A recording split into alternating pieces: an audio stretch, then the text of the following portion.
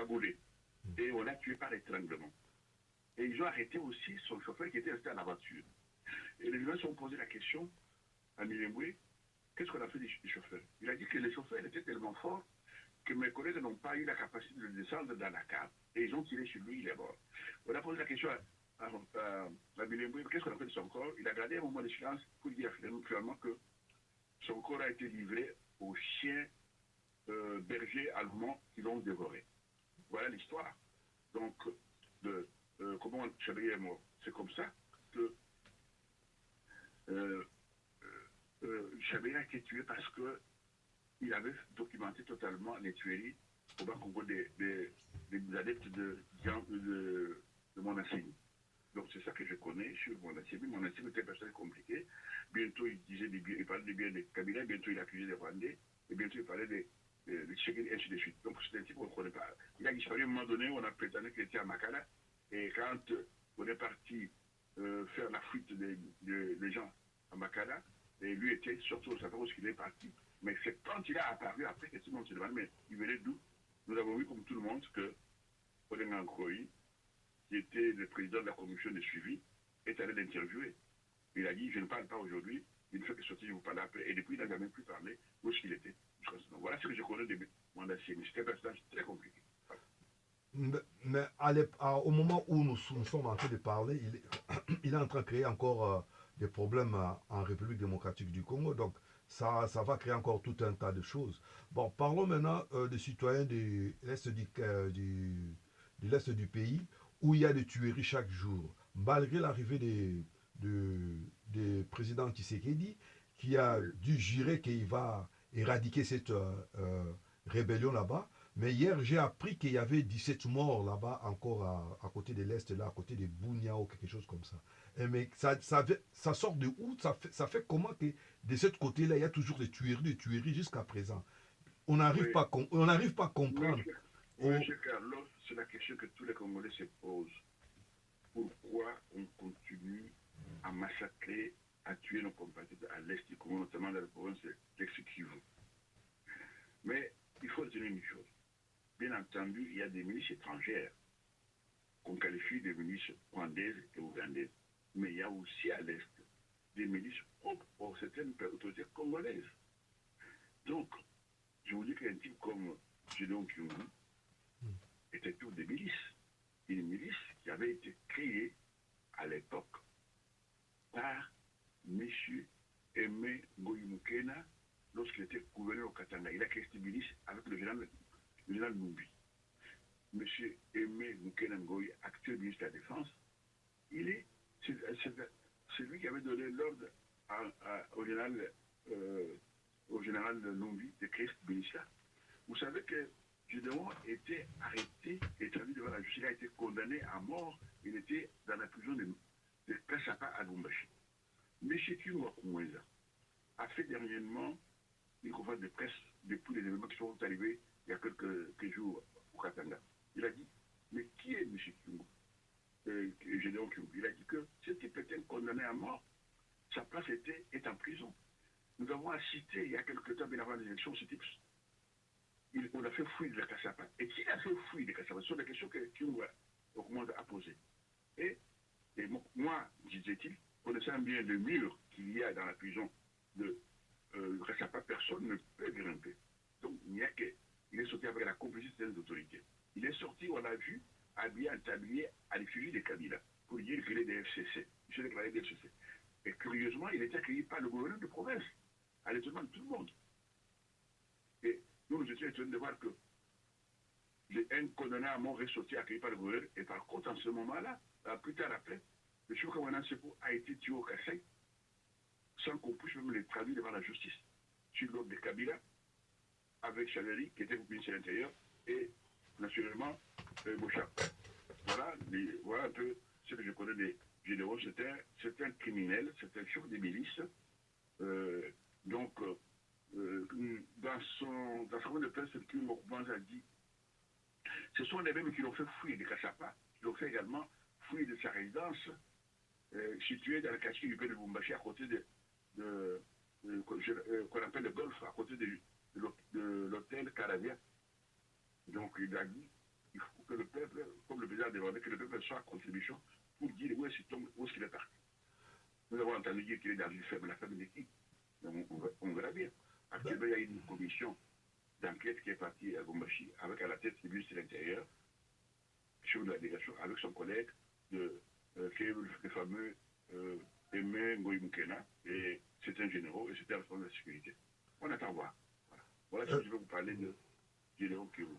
Donc, si on, on fait une remarque, on fait une rétrospection sur cette situation, donc tout tourne autour de Kabila, parce que c'est Kabila qui dirige. Donc, tout autour. La vérité est que Kabila est parti, mais Kabila n'est pas parti. Vous vous souvenez de son dernier discours devant ses collègues de l'organisation européenne africaine, il a dit que je ne vous dis pas adieu, mais je vous dis seulement au revoir. Qu'est-ce que ça veut dire si on doit décortiquer ça? Je vous dis au revoir. Alors, Kabila est là parce que tous ces militaires étrangers qu'il a fidèles dans notre armée sont là. Il avait nommé à des postes clés de service de sécurité militaire et civile sont là. Syrie n'a pas encore eu le temps de les dégager, de les faire ou de les arrêter. Ça veut dire la justice. Voilà. Donc, si c'est comme ça, donc Kabila est toujours la même mise sur le gouvernement indirectement. Donc, c'est la main noire de tous les Congolais. Donc, si on peut dire. Oui, bien sûr que oui. Bien sûr que oui. Bien sûr que oui. Bien sûr que oui, parce que tous ces agents sont encore en place. Tous ces officiers militaires généraux sont en place aujourd'hui. Donc, qu'est-ce qu'on peut faire maintenant? Pourquoi pas l'arrêter lui-même directement pour essayer un peu de. Monsieur Carlos, je vous dis, donnons le temps au temps. Le président Trigui ne peut pas tout faire en un jour comme une baguette magique. Donnons le temps au temps. Maintenant, on a commencé avec son collaborateur numéro 1. Attendons voir à la suite de cette audition, cette interpellation. Tous les autres vont défiler devant la justice. La machine de l'état des droits est en marche. Donnons le temps au temps. Ce qu'il ne peut pas tout faire en un jour. Prenons patience. Vous comprenez, Carlos? Oui, je comprends, je suis en train de te suivre et je comprends bien, mais le problème est que plus que Kabila, il reste dans le territoire congolais, il change des stratégies à chaque fois. Donc, essaie un peu de contrôler le gouvernement à distance. Donc, c'est ça qui va créer beaucoup. Oui, c'est un stratège, mais il y a un principe, il y a une fin à toutes choses. Il y a une fin à toutes choses. Maintenant qu'il n'est plus président, il ne bénéficie plus des immunités des chefs de l'État, ne vous en faites pas. Il devra répondre de ses crimes. Il a commis beaucoup de crimes dans ce pays, parmi lesquels je peux citer quelques-uns. L'assassinat de Colé Chabeya, l'assassinat de M. Kamaran Sapou, l'assassinat de deux experts envoyés par l'ONU pour enquêter sur la mort de Kamaran Sapou et de ces villageois. L'affaire de, comment dirais-je encore, il a pris beaucoup de dégâts financiers. La vente d'uranium à l'Iran et à la Corée du Nord. Beaucoup de choses. Il est répondant à ces crimes-là. Chaque chose à son temps. Ben, il y a chaque chose à son temps, mais les temps aussi passent parce que les mandats, il y en a qui a 5 ans. Maintenant, ça fait déjà, il nous reste 4 ans. Bon, admettons, c'est 3 ans pour y arriver. C'est ça le problème, les gens, ils ont peur de tout ça. Donc, quand le temps passe. Je sais que le peuple est impatient parce qu'il a trop souffert. Le peuple voudrait que tout se fasse très vite, mais le président n'est pas un dieu pour faire tout par une baguette magique en un jour. Nous, politiciens, disons, nous donnons le temps au président, nous donnons le temps au temps, il va y arriver parce qu'il a déclaré, maintenant il est dans la phase d'exécution. Lui-même a dit que l'an 2020 est une année d'action. Mais voilà une des actions. Voilà, une des actions. Mais de l'autre côté, il y a des gens de Lamouka qui disent que ils laissent dire que Kabila il est en connivence avec Tshisekedi. Kabila, celui qui a tout fait pour que Tshisekedi passe. Écoutez, Carlos, parlant de Lamouka, je vous ai dit humblement que j'ai eu le privilège de causer face à face avec l'honorable Martin Fayoulou Madji. Lorsqu'il a fait sa première sortie à l'extérieur, il est venu à Bruxelles. Il a fait la conférence dans un département de l'université flamande. Et je suis allé, j'étais dans la salle. Et Je me suis mis debout, j'ai fait un papier pour lui dire, parce que j'ai pensé que, quand dans la salle, il n'y avait que des gens qui avaient ces admirateurs. Je dis, mais si je prends parole ici, je pose une question, je risque maintenant le compris, mais je voulais lui parler lui-même. Je lui ai fait une note, donnant mon nom et mon téléphone en disant, je voudrais un aparté entre vous et moi avec Robert. Cette conférence a eu lieu samedi. Et dimanche, j'ai vu qu'il a répondu. Honorable Toupa, je suis à Bruxelles, à l'hôtel Don, à la place Roger. Je vous attends les gars. Je suis allé à l'hôtel Don. Lorsque j'ai demandé que je venais pour cette personne, on a regardé dans l'ordinateur, donc on a dit, j'ai compris, mais non, possible, ne peut pas s'arrêter à l'hôtel actuellement. Mais pendant que j'étais devant les agents de l'hôtel Don, je tourne à droite, tu vois, une jeune fille qui venait, africaine, n'est-elle pas une des filles de la délégation de l'honorable? Je l'ai interpellée. Je ne sais pas. Je suis bien membre de la délégation de l'honorable Fayou. Venez, nous allons l'attendre. Vous allez au salon, elle était prête comme un porte-parole, et au salon, j'ai trouvé aussi un monsieur Jean-Marc Kabunda. Pas Kabounda, il ne faut pas comprendre Kabunda. C'est un compatriote qui habite, selon ce qu'il m'avait dit, en Suisse. Le rendez-vous était à 14h. À 14h10, je ne vois pas de ça qui à la porte-parole de madame dites honorable que je suis bien là parce que vous ne pouvez pas lui dire que je suis arrivé en retard parce que je sais qu'il a beaucoup de rendez-vous. Il m'a dit non, on va pas soyez tranquille, il est en ligne de descendre. Quand j'ai vu les 14h15, bon, j'ai pris mon téléphone, j'ai fait un SMS. Il m'a répondu sur le sanguin, honorable Touba, attendez-moi, j'arrive, je arrive. Et il est descendu.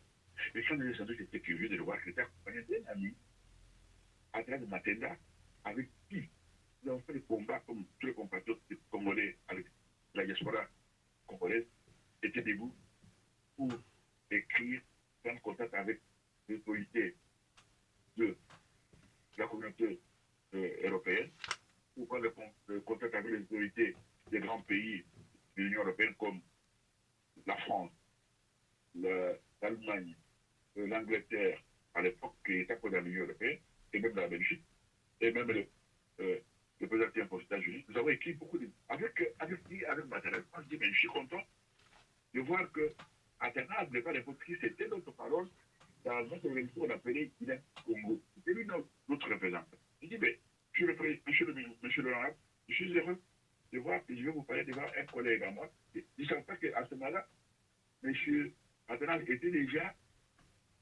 secrétaire national en chef des affaires extérieures de son parti chimique. Je l'échappe. Nous avons causé. Donc je vous dis que ça c'est une parenthèse. Martin Fayoulou, moi je lui dis, si vous voulez, qu'est-ce que c'est mon travail? Je ne viens pas vous voir pour vous dire qui a gagné, qui n'a pas gagné les élections. Un problème dit que tout chemin mène à Rome. Donc, quelle que soit la manière dont il est venu, à la même chose, il est là maintenant, nous parlons. Parce que vous-même, samedi, vous nous avez dit ceci, qu'en 2006, quand le peuple congolais était aux élections, c'est le compatriote Jean-Pierre Bemba qui était élu, non pas Kabila, mais la CENI a proclamé Kabila et toute la communauté internationale a reconnu Kabila comme président. En 2011, de votre bouche, vous avez dit que celui qui était élu, c'est Papa Tshisekedi, mais la CENI a proclamé Kabila et la communauté internationale a suivi. Mais aujourd'hui, la CENI a proclamé Etienne Tshisekedi. Etienne Tshisekedi a prêté serment le 24 janvier devant la Cour constitutionnelle. Aujourd'hui, il est défait. Non seulement le président de la République, il est chef de l'État, commandant suprême et magistrat suprême. Et donc, moi je vous demande ceci, comme vous venez tous de l'opposition, le président criait, l'autre qui a fait selon vous a tendu la main, vous la moka. Tenez sa main et demandez-lui qu'il vous nomme un poste clé pour que lui et vous, ensemble, vous puissiez mettre en place un gouvernement composé des hommes politiques vertébrés qui peuvent faire marcher les choses. Pourquoi vous êtes en train de faire des trucs comme ça? Vous l'avez dit, ça veut dire que après la Belgique, vous allez aller à Paris la semaine prochaine, et après vous allez partir à l'Allemagne, et après vous allez aller à Londres, et ainsi de suite. Je lui dis, mais même si vous allez partout là, que l'ONU, par exemple, le Conseil national de l'ONU, vous le connaissez, est-ce que vous pensez que la voie constitutionnelle congolaise va faire cette édition? Non. Donc ça fait rien de courir comme ça.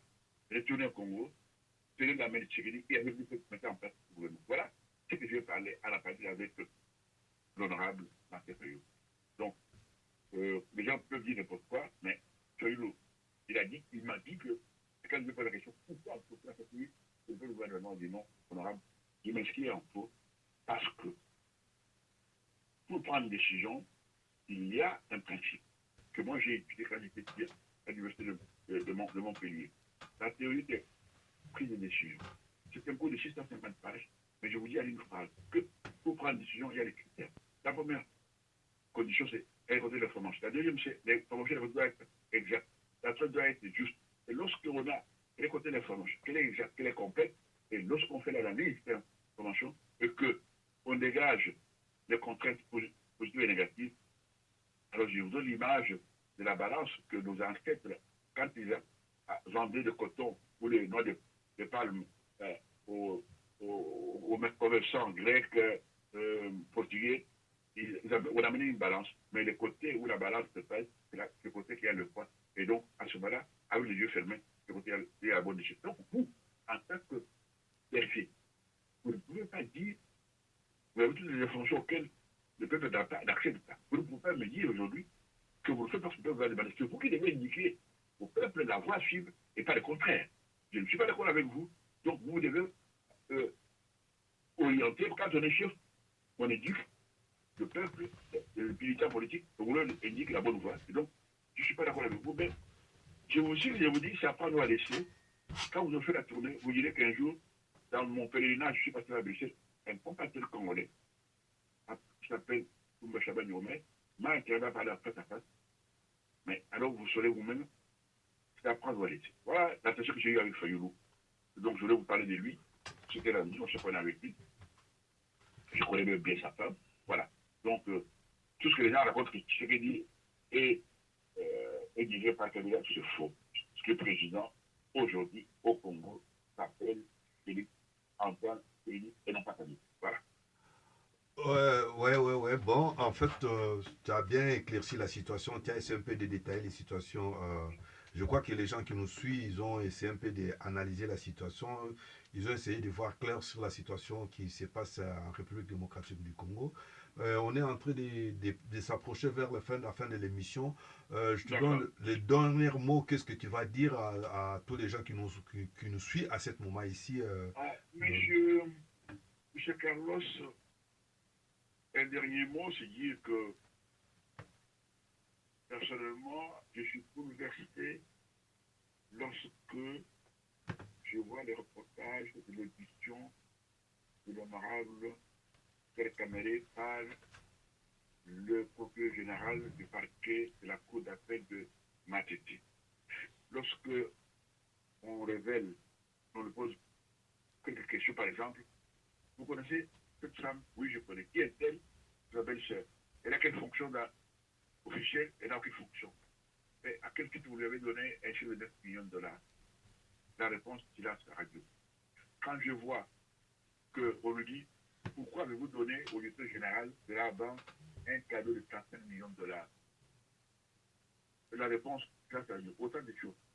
M. Kamere a fait quelque chose qui je pense tout le monde en pensait par moi-même. Donc, je vais dire aux Congolais, de faire confiance au président Félix Antoine Tshisekedi. Sa vision de faire du Congo un état de droit, la lutte contre l'impunité et la corruption, suivons-le et il va payer